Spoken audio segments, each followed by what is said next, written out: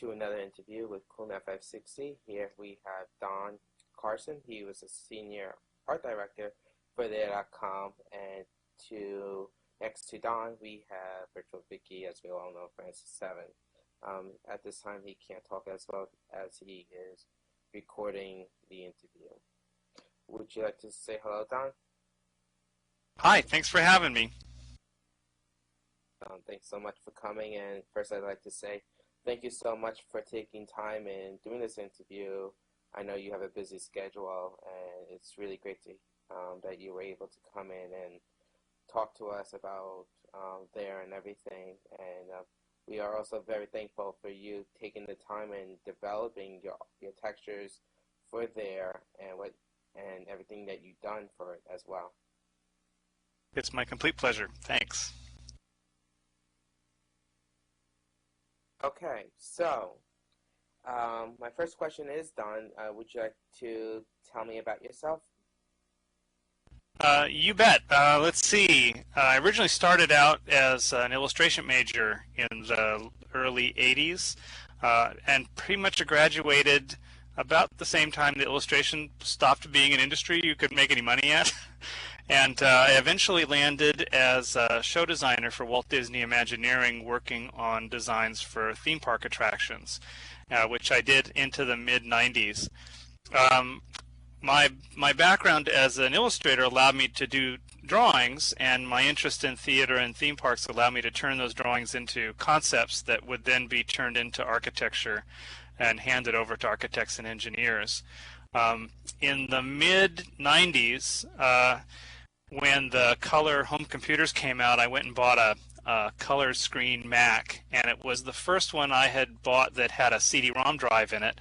And I asked the salesperson if they had a CD-ROM that would show off, my fabulous new machine, and he handed me the game Myst, which I got home and I put it right into the computer and was blown away by the fact that all the skills that I had been developing as a designer for theme park attractions were actually being used to create virtual environments. And I loved the game. I'm a big fan of computer games basically, but I really loved the passiveness and the exploration and the storytelling that existed in the Myst game that I wasn't seeing in games like Doom or Hexen or you name it, or Quake. And so around 1999, I wrote an article for Gamma Sutra online blog, and I talked about the missed opportunities of the gaming industry not using some of the lessons learned by companies that were creating physical environments like theme parks. Will Harvey, who was just starting there.com, read that article and gave me a call and said, I think I'm working on the exact project that you should be working on. And I went down for an interview in early 2000. I met Matt Danzig down there. He was already working there designing the avatars for there.com. And I was hired as the art director for the environments for Nice. what was. We didn't even know what there was the time I was starting there. And we started doing drawings as they built the engine around us. That is great. That's really great information. Yeah, it was a great place to be. Both Matt and I started at a time where they were just still conceiving of what it was going to be. It was really 2 years later that we actually had something where we could start putting buildings in and start running around. So those first 2 years were spent basically designing what would be in the environment once they gave us the tools to start building the stuff and placing it in the 3D world. Nice. That is awesome. My next question is, as the senior art director, what was your job there to do? Well, one of the problems I had was I was living in Eugene, Oregon. In fact, I'm still living in Eugene, and after spending 6 years living in Los Angeles, we really didn't want to move back down to the Bay Area or in a large metropolitan area. So I told Will, would it be acceptable for me to do my job from Eugene? And he said yes, which was great. So my job was to do the concept sketches for buildings and terrains, map areas, and sketch out anything that their team of 3D artists could build while I was away. So my job was to maybe fly down twice a month just to see what people were working on. The rest of the time was spent in Oregon producing the concept sketches that would be translated into the eventual buildings and landscape. Awesome. That is awesome. My next question is, what was your favorite design that you created? Well, when we started, we launched into designing a much more complex world than eventually ended in being in the product. I think for that first 2 years, we were pretty naive about how many polygons we were going to be able to use for a structure. And so we came up with some pretty elaborate environments that eventually had to be drastically scaled down. So some of our initial ideas, which were our favorites, ended up having to be scrapped so that we could start from scratch and come up with environments that wouldn't cause people's computers to freeze.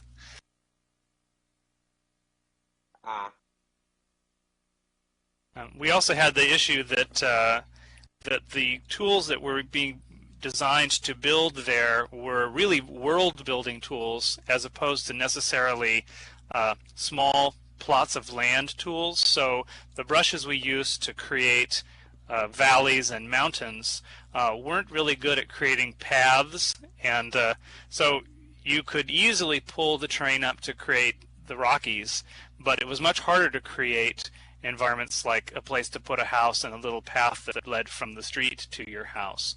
So we spent a lot of time trying to come up with a way in which to build environments that allowed for that broad brush to still work with our environments.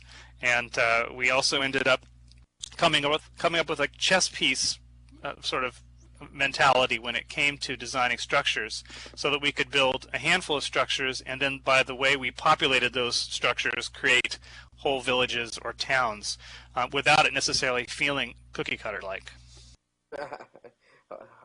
That's cool. That's really cool.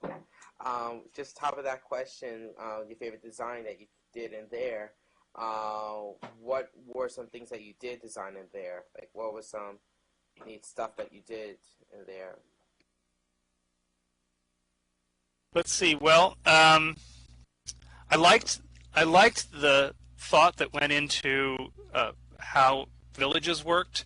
The idea that thematically one area might be spooky, another area might be arid, another area would be lush, and there's lots of little elements I liked.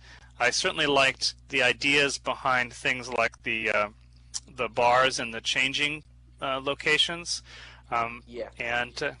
And also we went through, once we finished the Tiki Islands, we also went through a design phase where we started coming up with other thematic areas like the darker areas, and Matt was actually responsible for the floating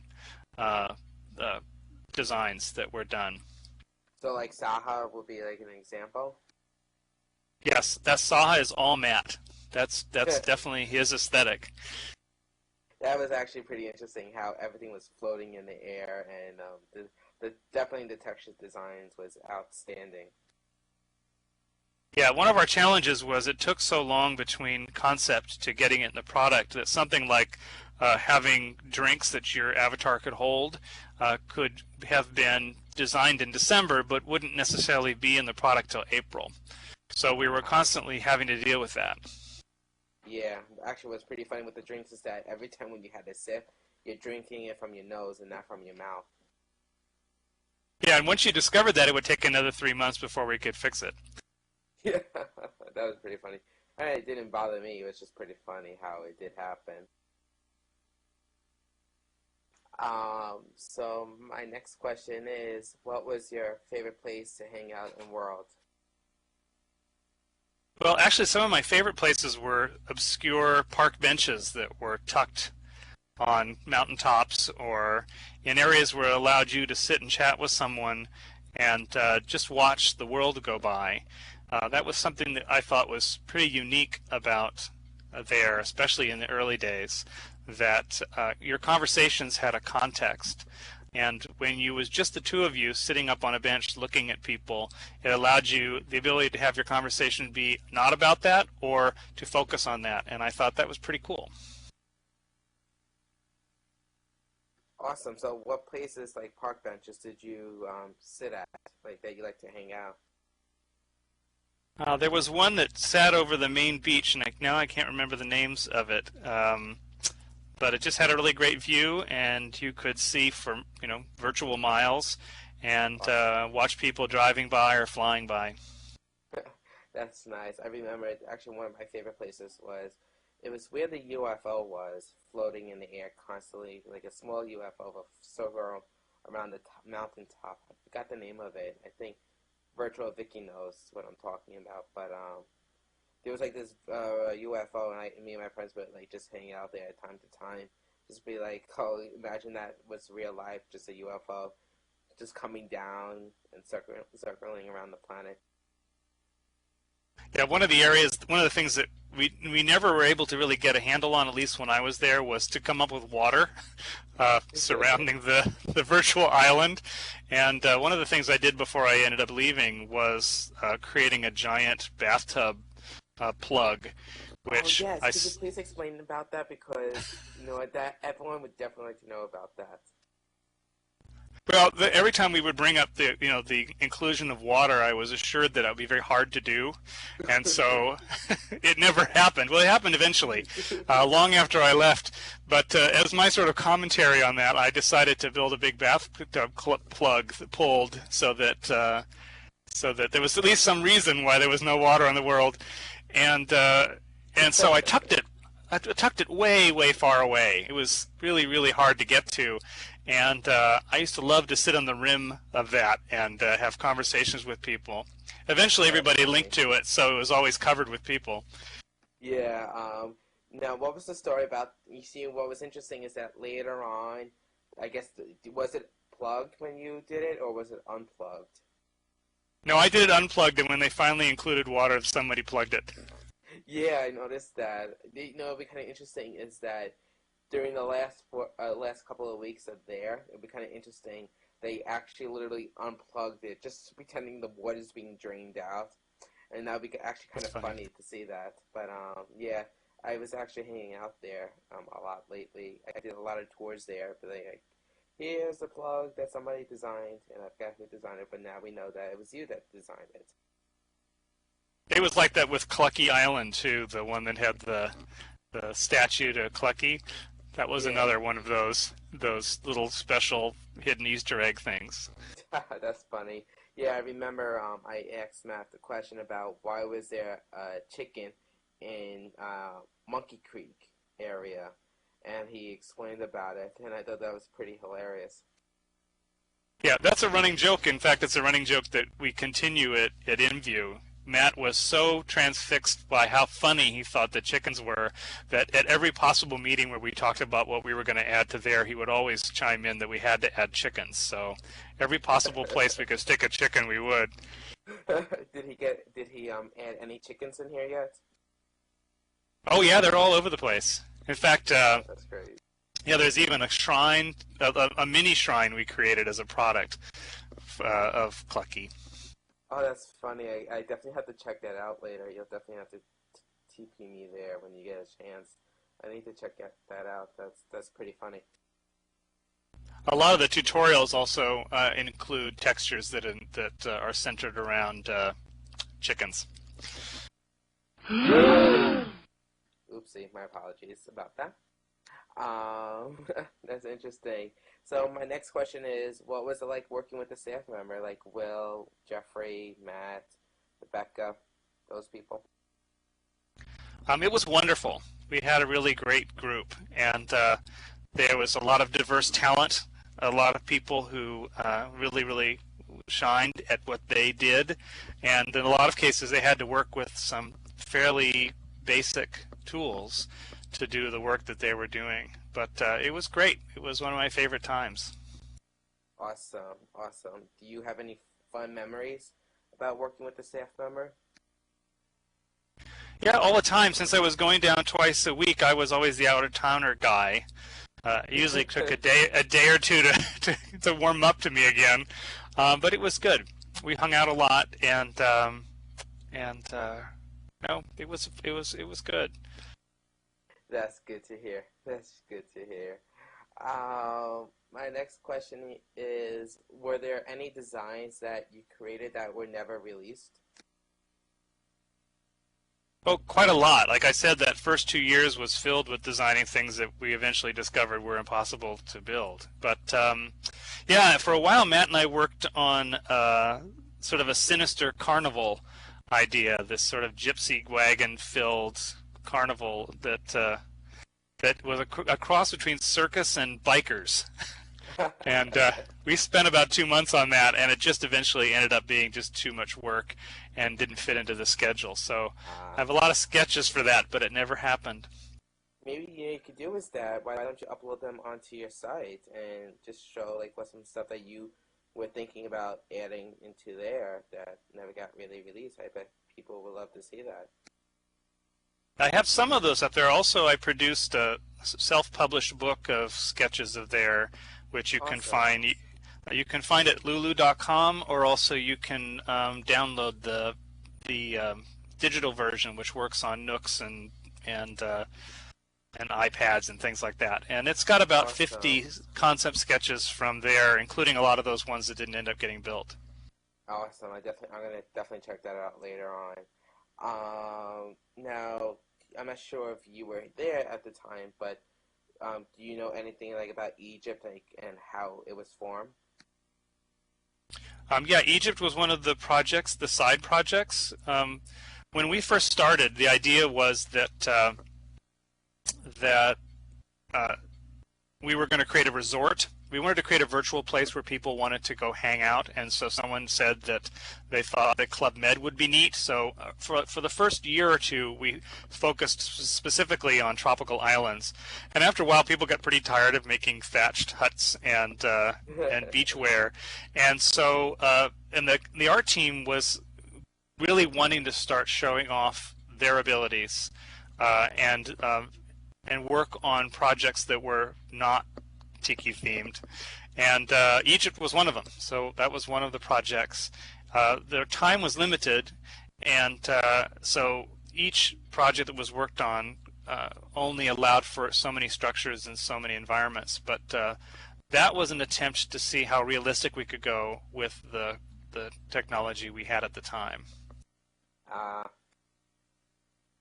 so like how did you get like the design, like the inside design, like the hieroglyphics and everything like that? Because that's actually pretty difficult to texturize. You know what I mean? Because you got to get everything precise. Like, did it have a meaning behind it with the pictures and everything? That was actually done by two of our artists, and they would probably know better than I. I believe there was some hidden meanings in some of the hieroglyphs. The rest of it were textures. I think mostly they were just trying to create a mood, and they were also trying to see whether or not they could create an environment that was more realistic but still worked with the more graphic design of the avatars. Was there ever did they put a mummy in the coffin in the inside the pyramid? They didn't while I was there. They may have later. Oh, okay, I don't think they did, but yeah, because I know like when you enter into Egypt, like they showed you the textures like of the hieroglyphics and everything like that. But when you get deeper in, it was like a mummification area, and I wasn't too sure if they actually put like a mummy in there. Yeah, no, I'm not sure. Okay, no worries. But at one point there was talking about developing a tiki lounge. Whatever happened to it? Well, originally in the original design, each of the buildings were going to have their own theme, would only exist in one place, and only include textures that were unique to that building. During that first 2 years, one of the things we came up with was the tiki bar that was run by a guy named Lucky, and the one thing about Lucky was he wasn't. So So the tiki bar had this enormous tiki head which had fallen into it and had crushed Lucky years earlier. So you Oh, had this bar with this smashed tiki head through it, with light streaming through. That all ended up having to go when we started to have to use buildings in various places. So something like a tiki bar that's been crushed by a giant tiki head just wasn't going to work. Um, and we did recreate there was a lounge in Maiden Flight, and there was also that sort of the dark lava lounge. Those were sort of heading in the direction of what we wanted to do initially, but it certainly didn't involve a giant head. that's funny. So, like as you said, like you designed Aero Lounge and Meet and Fight. Could you explain like how that came about? I'm sorry, what was that? Oh, the inferior club. Oh, that's interesting. Um, could you explain about Meet and Flight and Aero Lounge, like how that was came about, like how you guys decided to design those two? Was there a meaning behind it?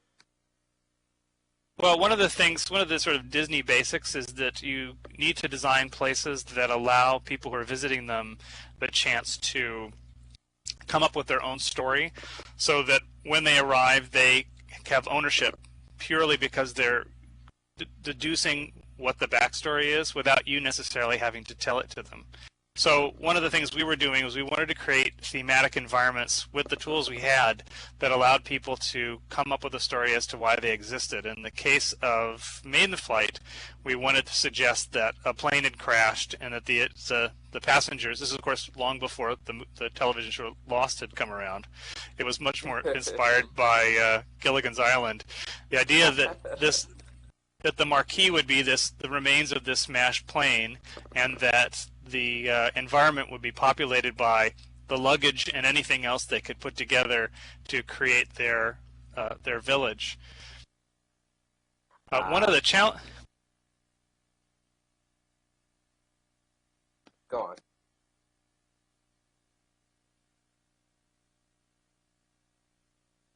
Did we lose him? Yep, can you hear me? Oh, there we go. When we were working initially on our environments and we came up with the buggies, the first thing people started doing was driving over avatars.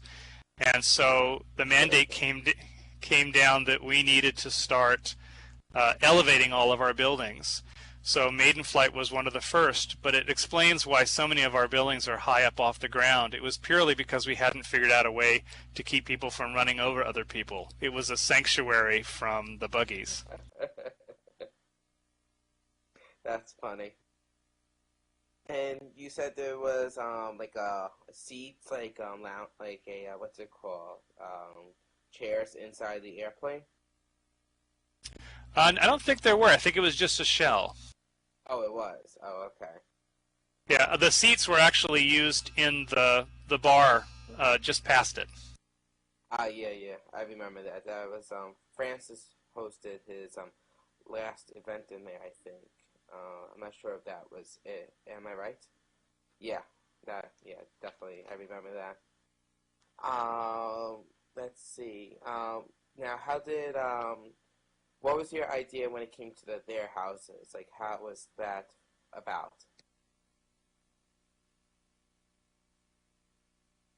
Like why did you choose why did you choose a tiki house to design their houses? Well, from the very beginning, the CEO, Tom Melcher, wanted us to create a Club Med environment. So Tiki was the obvious place to go to first. But there was also a desire to come up with different designs. We started with the Tiki and then expanded, but we still had the problem of having to create sort of cookie cutters, shoppable buildings that could be placed anywhere. And so that's why there was the designs that we had starting out anyway. Ah, okay. Was there any houses that you designed in there besides the tiki houses? I pretty much did the rough sketches of all the structures, and then our artists and our modelers and our texture artists would do the finished models. Oh, I see. Ah, that's awesome. So what were your favorite memories about there? Well, I think I loved most the concept of the place. We were all super dedicated to making this as spectacular as possible and working against some pretty steep odds. I think we were all surprised that we were let go around 2004 because we felt as though we had just started to have all the tools necessary to make it better, and then off we went. Yeah, but you guys did definitely a great job while you guys were still there. Like, you guys definitely made there for us to enjoy it and have a great time. Well, that was Yes, that was definitely. what but that was without a doubt our main motivation, was to create environments that other people would have a good time exploring and being in. Yeah, I think the only thing we really mostly cared about, well, for me that is just to meet other people and socialize and just have fun things to do in there. You know what I mean? Um, like, instead of just worrying about, like, all right, so let's see, is there anything new? No, it's just the same. It's just, you know what I mean? What's really surprising is that every day when you walked into there, there was something new there to do and something interesting that we were able to do. Like, we were able to paintball. You know what I mean? There's tons of things to do in there that it's impossible to do in all in one day. That's how great there was. Yeah, we always knew that what we were doing visibly or visually was secondary to the importance of creating an environment that allowed people to connect with each other. So it very much like designing the sets for a ballet or a play, you understand that people are really there for the performance, and in the case of there, people are really there for their connection with another human being more than they are there for how beautiful the trees are. Yeah. Um, back.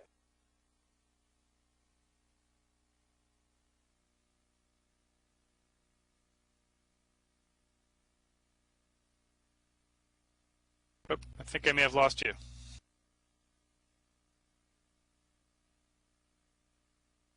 Oopsie. Sorry about that. Yeah, clicked the wrong button. Can you hear me? Yeah, I can hear you now. Okay, there we go. Sorry about that. I don't know what happened to it. What was it I was going to ask? Oh yeah.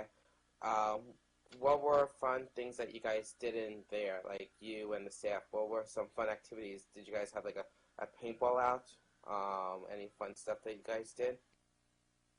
Well, there was a constant war going on over the cubicles that involved Nerf guns and rubber bands. And not only that, but there was also this oversized, I mean, human-sized fish that would appear in various places. Maddie, one of the 3D modelers, was a gymnast, and he could hide this fish just about anywhere. So you would come in and you'd find it tucked up in the ceiling someplace. And it was huge. It was like 6 foot long. So you never knew where that fish was going to show up. That's funny. Could you explain more about the fish? Like, how, like, why there was a fish there? Like, what was there? Like, what was the reason why? I don't think there was any big meeting. I think someone just brought it in, and it took the fancy of the art team, and we ran with it. Oh, that's funny. So let me guess, you guys play a game like Find the Fish and you win some Blair Bucks? Yeah, I think they also they finally had to be scolded for the amount of rubber bands that were flying around. There was also a whiteboard, I think you can even find it on the web, that had a constant stream of caricature drawings, some appropriate, some not so appropriate, of various members of the team. I'll have to look for that. That's pretty funny. So what were like fun things that you drew in there that got developed that you had a great time with? I think my favorite stuff was the initial coming up with land masses, trying to figure out ways to create environments that would allow people on the ground to self-navigate. When it came to the main Caldera Island, we used a clock face as the design, so that thematically, as you moved around the clock face, it would get more arid in the dunes area, it would get lusher in some of the green areas, spookier in the valleys, and a lot of that philosophy ended up being a little complex, but we were able to still create environments that you felt as though you were in a different zone, despite the fact that it was all living on the same landmass. So those initial designs were really enjoyable. That's great. That's pretty cool. What was it? Do you know anything about Blinky, like about the whole story behind it? No, I don't. That might be later on. Okay, never mind then. I think that was later.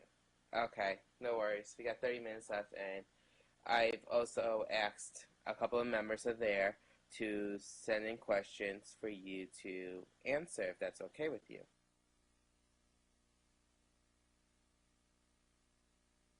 Oh, that's fine with me, yeah. Awesome. One of the questions is,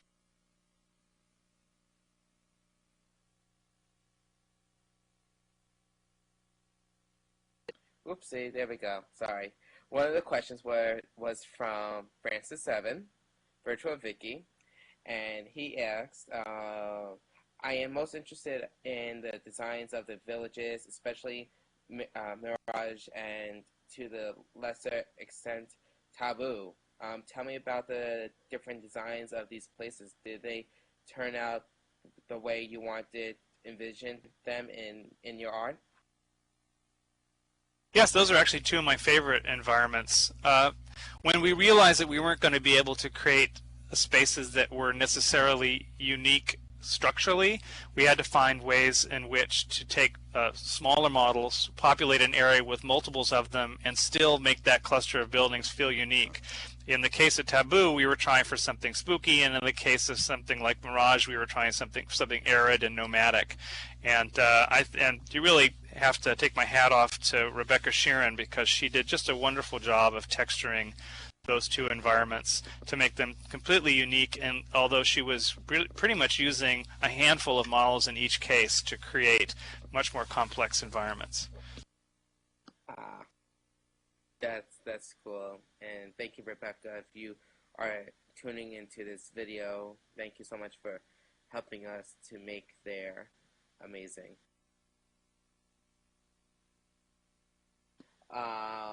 Another question is, what were some things that did you guys do with Rebecca and Matt together? Like, what did the three of you, did you guys have like one major project to work on all together? Let's see. Matt was working on the floating city, and Rebecca was working on the spookier environment, the sort of alien environment during that period. Otherwise, Rebecca was pretty much in charge of the look and feel of everything, and she is a real perfectionist when it comes to making sure that the textures, which were very, very small by computer game standards today, were cohesive and worked together in a palette that made the environments feel like they belonged to each other. That's awesome. Another question is, one of the members asks is that what some stuff with the tikis that you guys worked with, like besides the houses, what else did you use? Was there anything else besides the houses that you used with the tiki look? Well, we spent probably 4 years doing tiki stuff, to the point where the CEO at one point said that he was worried that I was going to be unable to design anything but tiki, only because I'd spent so much time doing it. And everything we could possibly think of, from torches to giant heads to the graphics to how the structures were built, were all based upon sort of a very tongue-in-cheek tiki room look. And it was probably the beginning of that whole tiki bar. Oh, we lost you. Oops. Did you get any of my answer? Yeah, we got some of your answer, but it cut off a little bit, but I think we got the majority of it. Yeah, you talked about the tiki bar. Well, the idea was to create as much pieces of furniture, elements like the tiki bar, elements like tiki heads and torches, and anything that we could populate the environment with. We were pretty much tapped out on tiki by the time the 4 years were up. Uh, Another question is, what current projects are you currently working on here in IMVU? Well, my job description when I started, just about 4 years ago, working with Matt. Matt left with Will to start IMVU, and they brought me in about 2 years after they had started their work. And Matt's mandate to me was to inspire the developer community by example.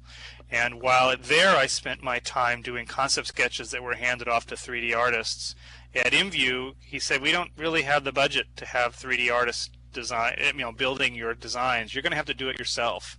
So I started starting in the morning with the design, and by the afternoon having a fully built, textured, and in the catalog product. And so ever since I started, everything that I built is meant to hopefully inspire our developers to push the boundaries of what IMVU can be. So one day I might be building furniture, the next day I might be building environments. Right now I'm writing tutorials that help our developers understand the tools, but also inspire them to try various techniques with textures and animating and mesh building to constantly improve the way that their products look. Awesome. What texture designs did you work on in here? Luckily, I get to pretty much work on whatever I feel like it. Of late, they've been having me do VIP rooms or gifts. Every month or so, we give VIP members a free environment full of furniture, and often I'll be hired to, or given the assignment to build that. And my most recent one was I did sort of Swiss Family Robinson treehouse. In fact, it's a lot like there, but they wanted to fill it. They wanted me to fill it with steampunk furniture, so I got to do a lot of sort of steampunk brass furniture with red velvet on it for us to give as the September VIP gift. Oh, that's nice. Did you do any 3D textures like tiki look in here? Yeah, there's a little bit in that one. I've also done some tiki environments, but I do everything. I'll do everything from castles to vampire manors to outer space to coffee houses, whatever's necessary, and whatever my interest is at the moment. So I pretty much get to build just about anything, which is neat. That's good to hear. That's nice to hear. Was it difficult to build the 3D textures since you were handed off the textures over to the 3D textures people? Well, in the case of my stuff was just black and white line drawings that then they would build in 3D and Rebecca would texture. In the case of IMVU, I'll need to build the 3D mesh myself, create the textures in Photoshop, apply the textures, tech it, make sure that everything's working together, export it, and then create all the images necessary to sell it. So if I started building it, I have to do everything. Was it a little bit did it take you a little bit long time to do it, or it was just wasn't too difficult at all? No, 3D Max is not easy to learn, and I'd say it took about 2 years before I felt comfortable with it. I still don't love it. In fact, what was kind of an eye-opener was when working at there, I spent most of my time not understanding why our model builders weren't able to do certain things, and there are certain limits within the building of 3D objects that you learn really quickly when you're trying to build them for yourself.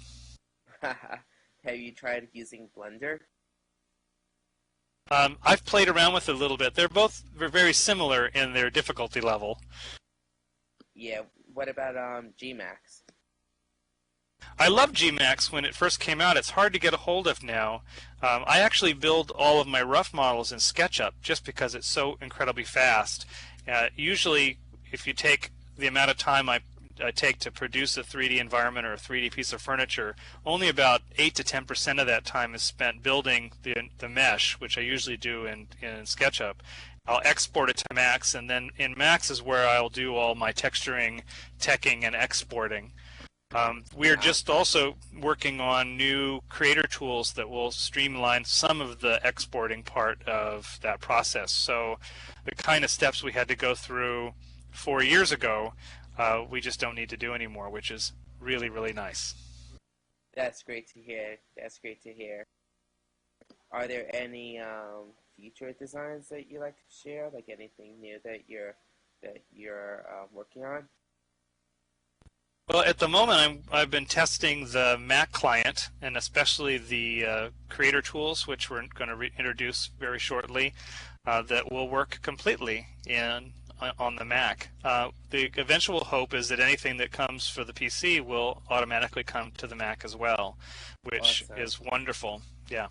Yeah, because I'm actually on a Mac right now using what's it called, the client, and I remember a few weeks ago there wasn't voice yet, but I think voice was added probably last week or the week before, and it's really great, and it's making my life easier to run it on here than using my boot camp.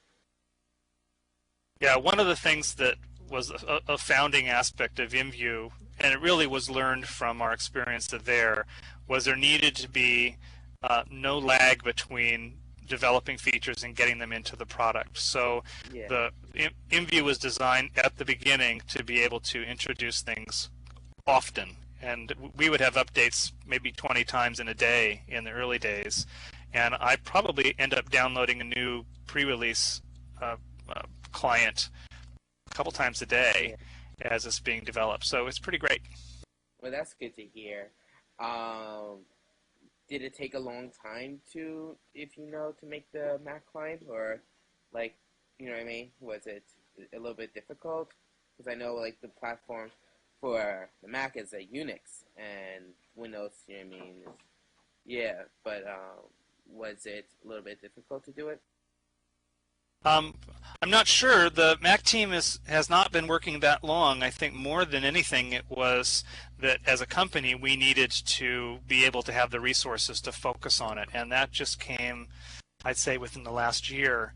And Awesome. they've been doing great work, and they're very dedicated to making it a really good experience. That's good to hear. Well, I think we are out of questions, and also we had awesome time to talk to you, Don, and I'd like to thank you for taking time and asking to answer our questions. And oh yeah, that's true. Also, yeah. I don't What know. was your favorite drink? Their drink. I don't know. I can't remember the names. I loved all of them. Those were all Rebecca designs. I think probably her drink machines were one of my favorite things in the product. I remember they have flaming banana, volcano, the beta drink as well. They had. They also had a soda pop. What else was there? Wasn't it Java Lava? Wasn't that one of the names? I coffee they had. I think they have a Java. I think so. Well, I'm from the northwest, so I think probably the coffee one's my favorite. Probably yeah, yeah. There was volcano. Oh, a snow drink. What was it called? What was that snow drink called? That shoots snowballs. Yeah, snowball. That's right. That's funny. I'm trying to think what else. Did you make the textures for the drinks? No, that was all Rebecca. That was her work. I'm trying to think. Was there anything else that you enjoyed that Rebecca designed? Well, she pretty much did everything, so there's almost no surface that she didn't touch in some way. And she would stay as late as it was necessary to find just the right color balance of Oh, wow. all the elements. Wow, that's awesome. I'm trying to think. I'm trying to think what else. Oh yeah, what else did you like to do in there? Did you guys have like buggy races with their staff? Yeah, anytime we could jump in and start shooting at each other was always fun. And as we would build it, we would jump in during the process just to see how things were coming. We also went through a phase where we did a lot of our meetings in there where we would want to talk about the design of an area, and it was just easier just to sit at our computers, go to that environment, and have a conversation while standing there. Yes, that's good. What was your favorite fun zone to have fun in? Well, I liked a lot of them. I liked Dune Valley a lot. I liked Taboo a lot, and I think probably one of the places that I would hang out the most was still on that cliff that overlooking the valley. Yeah, that was fun. I'm not sure if you were aware, but I remember in the ocean, far in the ocean, that you would be like, I think it was 0, oh, not 0, but you'll like be like on 90 degrees, and like if you try to go over to one direction, it'll just push you back away. You'll just go the opposite way. It's like some kind of magnetic reflection. Yeah, the North Pole. You know what? I don't remember that. Yeah. Yeah, they had North Pole and South Pole, and whenever you try to go to the North Pole, it would just push you away. It's like a big magnet that's pushing you away. Yeah.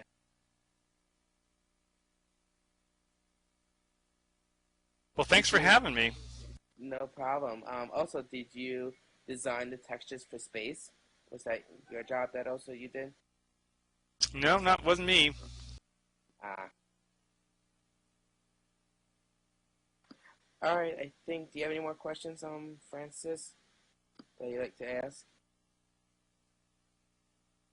Okay, well, I'd like to thank you again, Don, for taking time, and it was really great to do this interview with you. You've been a wonderful help, and you've done so much for there, and we all like to thank you for your hard work and your support, and without you, we wouldn't have the Tiki looks and everything that you did. And we are all very appreciated. Well, thank you so much. It was wonderful to talk to you, and it's really nice to be remembered for that work. No problem. You did a great job. You, Matt, Rebecca, Jeffrey, Will, you guys all did a great job. You all put your soul, everything in there, and it really paid off for us members because we really enjoyed it, and we all had a blast, and it was amazing. Well, thank you both.